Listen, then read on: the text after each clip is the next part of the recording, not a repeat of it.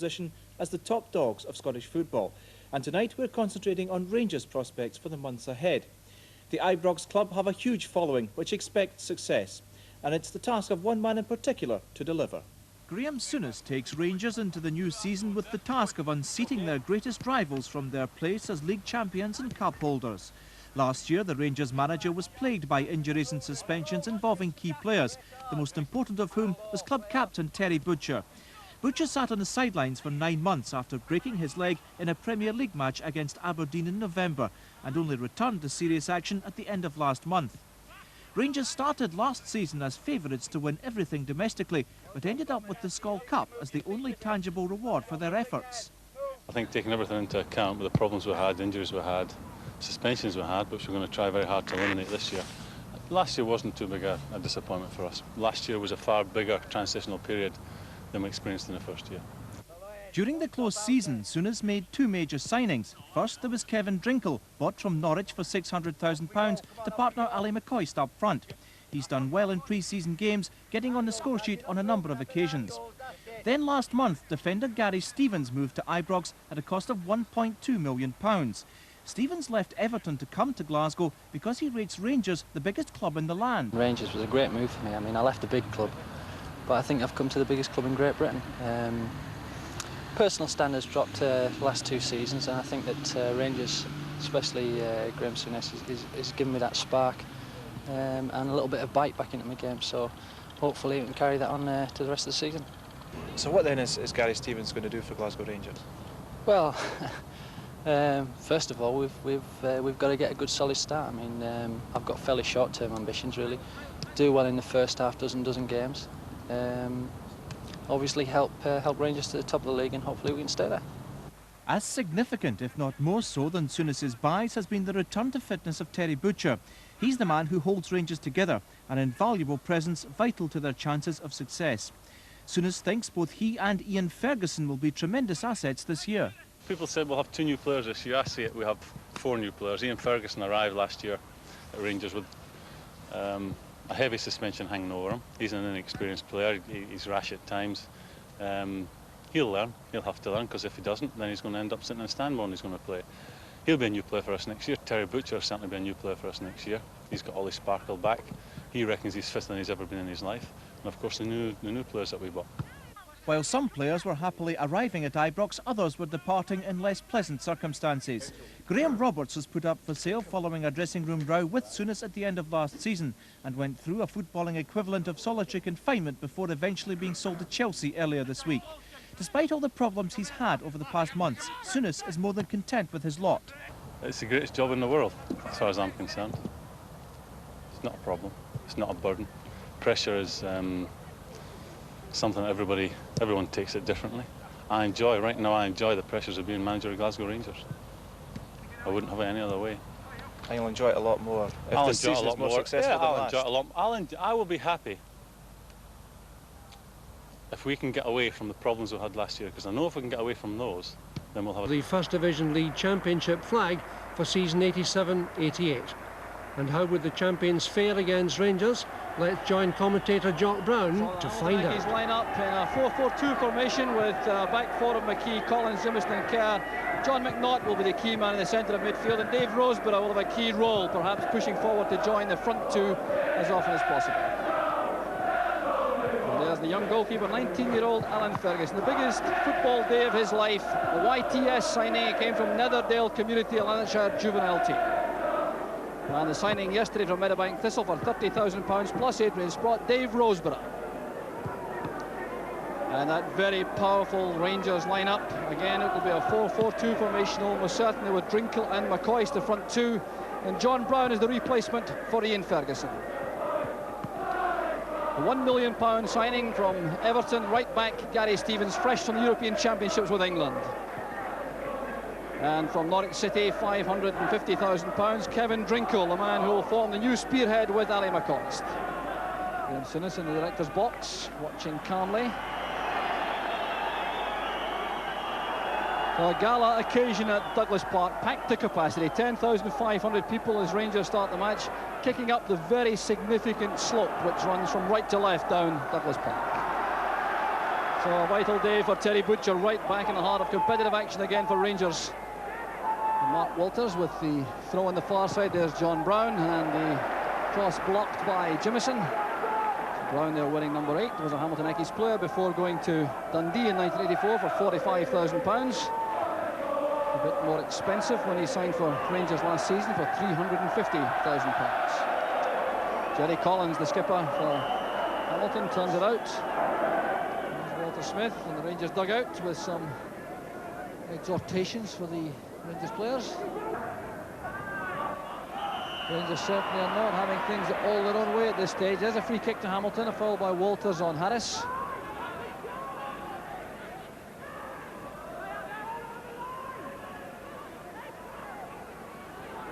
Goff marking Fairley. There's Willie Jimison. Not challenging, he's up well. Touched away by Woods. Stuart Gordon closing in, and there's another moment of real concern for the Rangers defenders. Willie Jimison fighting the ball in, McNaught stealing it in the blind side, a downward header, and Woods reacted quickly to punch the ball away from Gordon. There's Fairley with the corner kick. Jimison goes up, turned away by Stevens, but he had to hurry because Gordon was there very quickly indeed. It's back with MacDonald. Headed away by Goff this time. Here's Jimison. Well played down there by Stevens for Drinkle. That came off the Rangers number 7. Dave Roseborough doing the good work for Hamilton. So it's an Accies throw on this near side. Stuart Gordon looking sharp inside that Rangers box.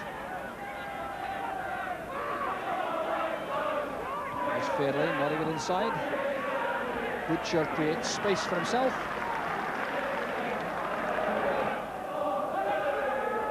Jimison provides the depth for Hamilton in defence for the moment.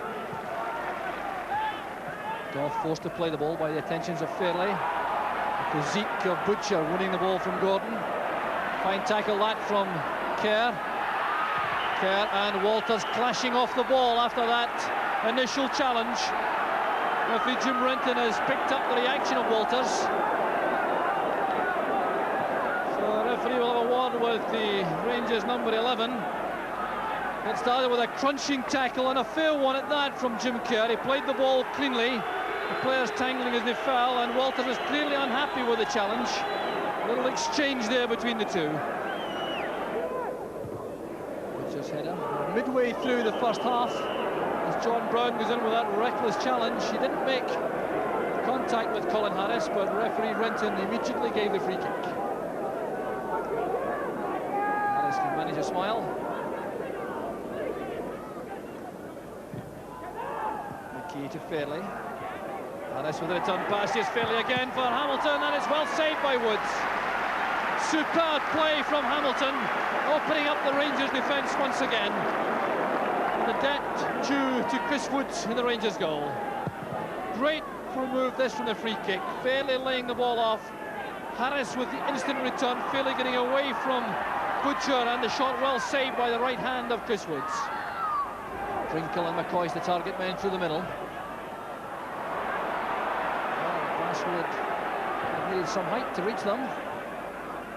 Fairley towards Gordon. It's cut off by Butcher, turning to his favourite side, the left, and finding Brown with a good pass. Stevens now storming up on the right flank for Rangers. The early cross to the far post. Drinkle is there, so is Ferguson. And a great bit of play there from Rangers, with Gary Stevens making a difference with that surging run on the right flank. Cross delivered early, a difficult one for the young keeper who didn't get to it, but Drinkle found the angle too narrow.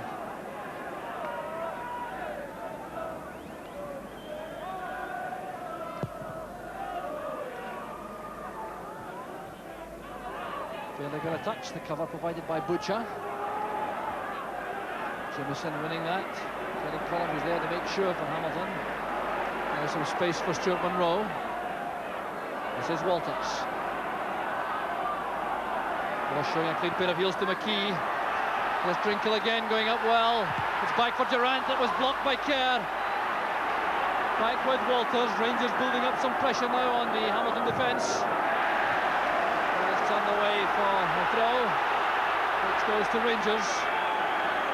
But that was the closest yet for Rangers. Still trying to put the ball forward. It's with Terry Butcher. This is Goff.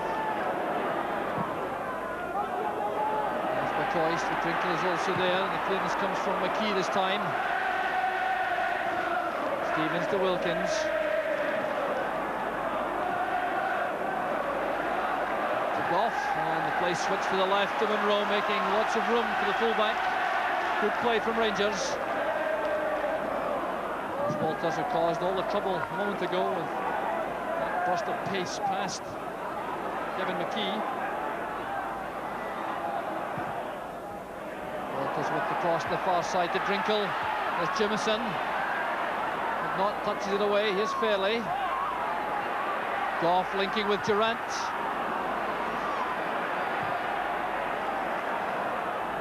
Walters with the dummy, and it's McKee who gets there ahead of Durant. Some very confident defensive play by McKee. Carelessness though by Jimison. Here's Walters. The shooting chance is on. And he spotted young Ferguson off his line. The keeper did well, backpedaling. But Mark Walters has suddenly come to life, and he's causing all sorts of problems now for the Hamilton defence.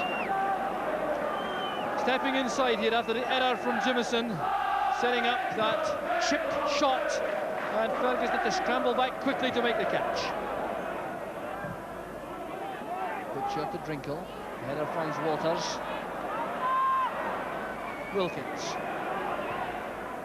McCoist has made space. Away from Collins.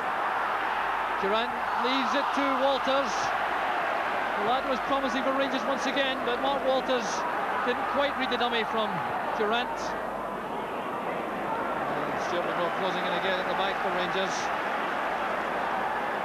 Taking possession again from Monroe. Good play this was from McCoist. Now watch Durant running over the ball, leaving it to Walters, who got the ball caught between his feet.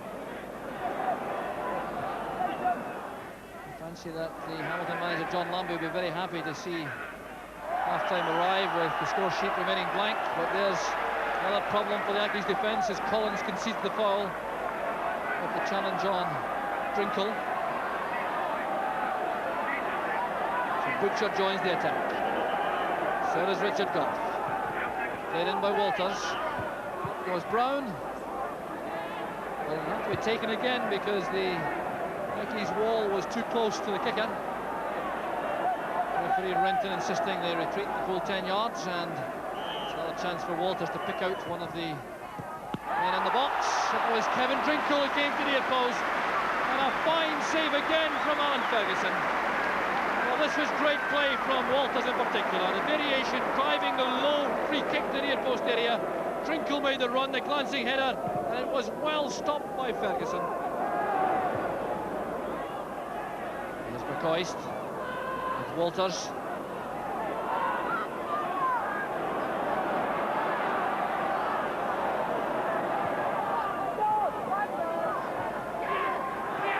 Durant making space for Stevens. It's in, yes! Gary Stevens in the final minute of the first half. The goal which Hamilton was so desperate not to lose. And the Rangers fans come to life. Stevens gets his first goal for Rangers, and a vital one at that in terms of setting up this first Premier Division match of the season. Here was Walters, causing problems again on the left flank as he has done so often in the match, lofting the ball across. Durant easing the ball back, and Stevens driving the ball through a forest of legs beyond Alan Ferguson for the opening goal.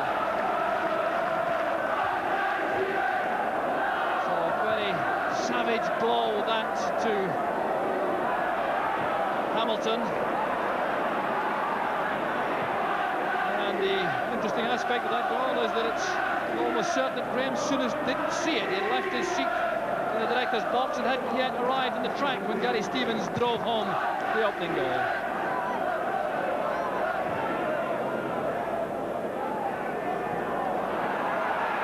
So the throw goes to Hamilton. Barely enough time will be taken, not enough in fact. It's half-time, and that hammer blow from Rangers coming just before the half-time whistle.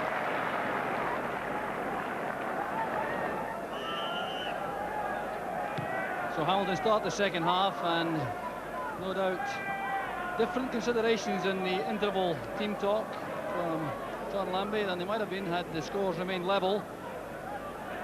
Undoubtedly a lifting job to be done on morale, and thought certainly among the spectators at half-time that the floodgates might open up now that Rangers have gone in front, and it'll be down to the determination and character of the Sackey's team to see if they can cope with what might be an early onslaught from Rangers. Good ball from Durrant to Walters. The run was made instantly by McCoist. Walters trying to get away from Kerr. Swinging cross, another away by McKee. This is Durrant. An obstruction by Kerr. The free kick goes to Rangers. Kerr protests his innocence. Certainly will argue. He turned to run for the ball as Durrant clashed with him. There's John Brown. And a fine run by Brown going towards the near post area to take that short free kick from Ian Durrant. I see how Brown makes the run to make space for himself for the angled header across the face of the goal and wide of the target. Harris has found space on the right. He has McDonald and Fairley up in support. It's 3 against 3 for the moment. There's Colin Harris. And a fine effort from Harris. Goes over the top. The first real sign of attacking play from Hamilton in the second half. There's Durrant. Brown's made a run through the inside left position. Pass wasn't quite in his path. Still John Brown. There's the header from McCoist. A golden opportunity. Rose a begging. Looked as though McCoist may have slightly misjudged the leap. The visual pass going away from Brown. He did well to send the ball across goal. And I wondered if McCoist leapt just a shade too early. Monroe approaches on the left. A good tackle from Harris. Vital one at that. Well, Harris has played very well indeed for Hamilton, dropping into a midfield role. Experience, of course, with Hibs and Dundee in the Premier Division, and Raith Rovers also in the first and second division. Played in by Walters. And it was handball at the edge of the box by Gordon Scott. The Rangers players hold. Butcher had a little chat with Jim Renton, but obviously there's no real disagreement. The ball appeared to bounce awkwardly on the arm of Gordon Scott. Let's just check to see if we can establish where this happened. Well, there was Scott right at the edge of the box. He was on the 18-yard line, so the referee appears to be perfectly correct, but this is a very dangerous position. Mark Walters and John Brown over the ball, both very accurate indeed from set pieces. Did its job. Walker shot. A brilliant header from Ali McCoist. Sheer brilliance from Rangers, from Walters and McCoist in particular. 20 minutes into the second half, and this was a goal to savour. There's no question about that. Came to the free kick. Now Walters initially had his shot blocked at the edge of the wall by Jim Kerr, but then he performed miracles as he won the ball again. But just look at the way he makes towards the byline and then hooks it back for McCoist, making a run for the diving header which left Alan Ferguson without a hope. So McCoy starting the new season the way he spent most of the last season, scoring goals, and Graham Souness looking very calm. Certainly saw that one all right. Cooper to Stevens, now Wilkins, there's Walters. Oh, it's great play again from Walters, running riot now up front for Rangers. There's John Brown, off the crossbar. Still the danger's not over as Durrant sends it across. Harris's header, there's Wilkins. Head with tremendous power, just wide of the upright. It is Mark Walters now who's tearing Hamilton to shreds. The chip cross for Brown, he steadies himself, fearing to take a deflection off the crossbar. Cross from Durant this time. Now look at this shot from Wilkins, it's not so very far away. Good running by Durant, he was well picked out by Goff. Here's Davy Cooper. That's great play from Cooper. And a brave bit of goalkeeping from Ferguson as Drinkle tried to get a head flick on at the near post. Great stuff again from Davy Cooper. It really is frightening and daunting to think that Cooper can come on, and Walters are already on the field for Rangers. Ferguson towards Durant. No more time for action. The final whistle goes. Durant in possession. Gary Stevens was the man who scored the opening goal. Graham Souness will clearly be content with that comfortable victory. Kevin Drinkle and Gary Stevens, your first Premier Division match. What were your first impressions, Kevin? Well, obviously the crowd again behind us, something we look forward to, I'm sure, and it was great just even running out onto the field. Difficult probably the first 20 minutes, a little bit nervous, but thought we settled down well, and in the end got a great result. Enjoy that, Gary? Well, obviously the result was more important than the performance. Again, for 20 minutes we were very nervous, and by the time we'd sort of stuck the second one in, we started to play a little bit, and I think the crowd went away quite happy, and I was pleased because they were superb today. It's quite interesting though to find that you were brought, Kevin, to score some goals, but Gary, you were the man who broke the deadlock today. What do you remember of the goal? Well, I just happened to be in the right place at the right time, I think. The ball broke loose from Durante, and I think we got a couple of deflections, which I think we needed at the time because their keeper was having a bit of a stormer, and obviously from then on it was a question of just pushing on. We got the second and settled down and played some good football. What was your impression of the difference between playing here and playing, say, in English First Division? Possibly like the end-to-end football to start with. Obviously we're under a little bit of pressure, start of a new season, but we're looking forward to it, you know, like we're expected to win, we expect to win, so it was great to get off to a good start today. Do you feel as individuals coming from England with big transfer fees, any additional pressure? I've always said no, I think, because now the transfers have gone up to 2 million. You know, £1 million, there's no pressure on us now. I mean, the lads are great. I've settled in very well. I think Kevin has done the same. And really, we've been looking forward to today for, what, 3-4 weeks. We've trained very hard, and I think that showed with the fitness over the last 20 minutes. I think it's looking good for the rest of the season, really. Gentlemen, welcome to Scottish football and all the best for the rest of the season.